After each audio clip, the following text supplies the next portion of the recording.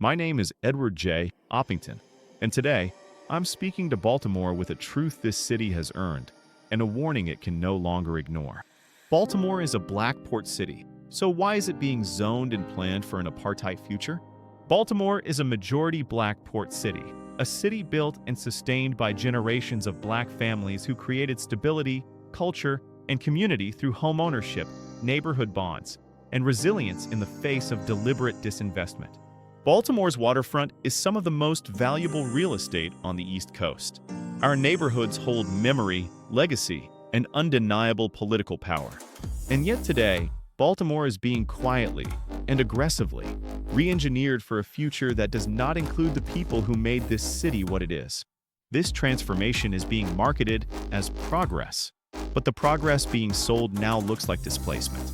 It looks like replacement, and it is engineered to weaken Baltimore's black majority voting bloc. That alone reeks of an apartheid-style restructuring of political power. And so we must ask, who is Baltimore really being remade for? For more than a century, Baltimore lived in two realities.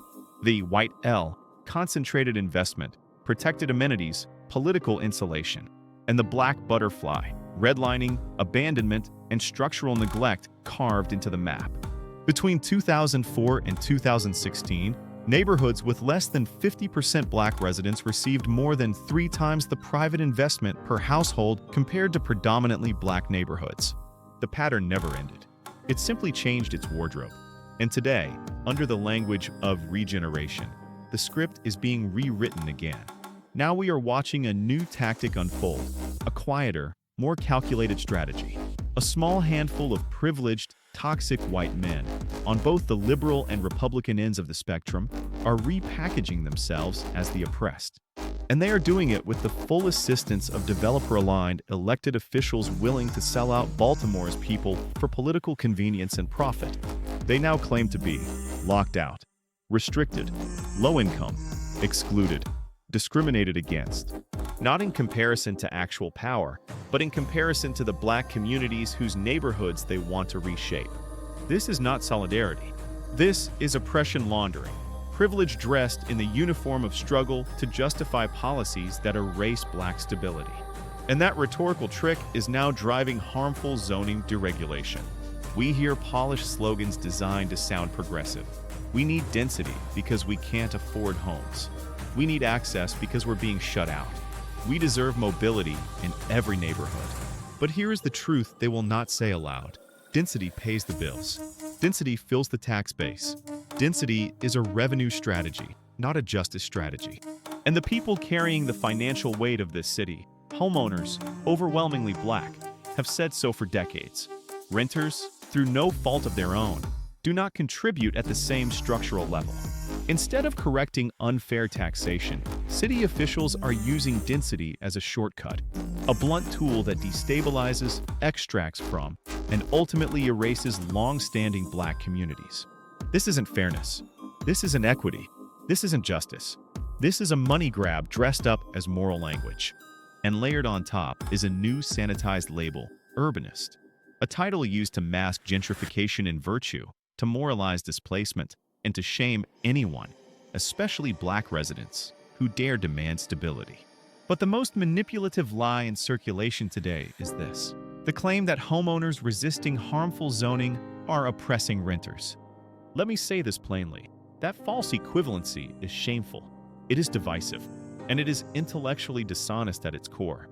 It exists to pit neighbor against neighbor, class against class, homeowner against renter, and even black against white.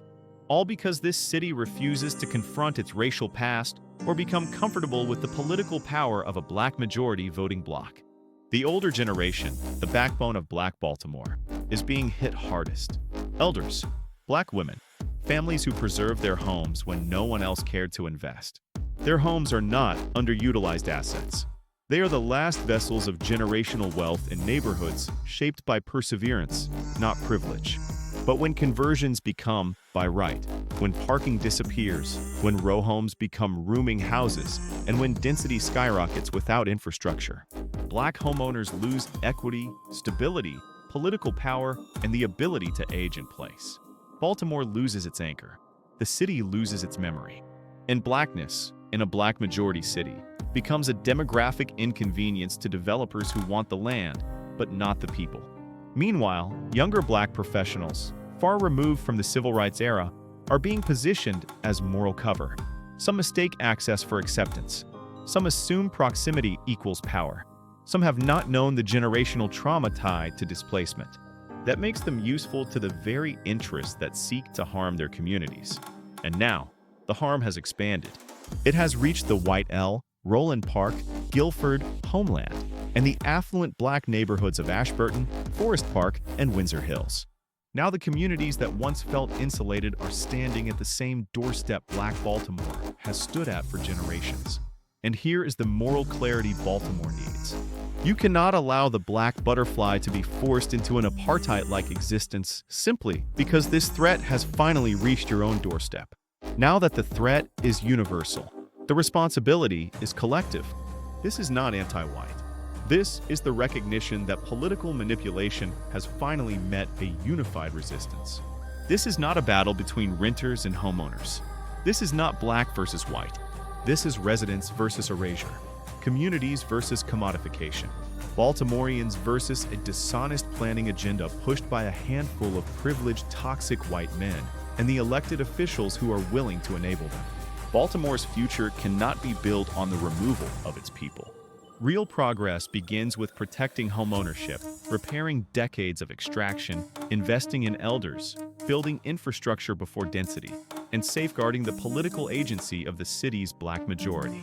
Baltimore is a black port city, and it deserves a future worthy of that truth, not an apartheid-style blueprint disguised as progress. So here is the call to action.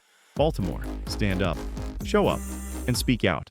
Vote No on Zoning Bill 25-0066 Monday, December 1st, 9 a.m., Baltimore City Hall. Stop the chop and stack. Protect Baltimore's people. Protect Baltimore's future.